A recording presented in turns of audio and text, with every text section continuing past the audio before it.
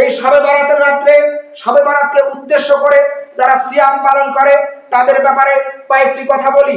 শবে বরাতকে উদ্দেশ্য করে কোনো সিয়াম পালন নেই। মনে রাখবেন, সোম এবং বৃহস্পতিবার এই 2 দিন সিয়াম পালন করা হয়। এই 2 দিন আল্লাহ রাসূল সাল্লাল্লাহু আলাইহি সাল্লাম সিয়াম পালন করেছেন। কেন?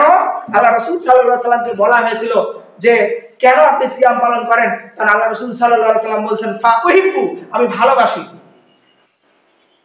আমালি, আমার আমলটা যেন এমন অবস্থায় আল্লাহ তাআলার কাছে পেশ করা হয়, বা আনা সিয়াম, আমি সিয়ামরত অবস্থায় আছি।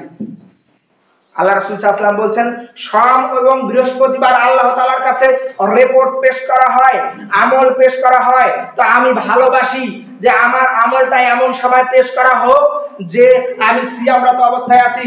মনে রাখবেন, 13, 14, 15 তারিখ আইএমএ 20 এই 3 দিনে সিয়াম পালন করা হয়। এই 3 দিনে সিয়াম পালন করতে আবু যর রাদিয়াল্লাহু তাআলা আনহুকে বলেছিলেন আল্লাহ রাসূল সাল্লাল্লাহু আলাইহি সাল্লাম, এই 3 দিনে সিয়াম পালন করলে অনেক ফজিলত। আবার মনে রাখবেন, কেউ কেউ বলে যে আপনারা তো 15ই শাবান সিয়াম পালন করতে নিষেধ করতেছেন।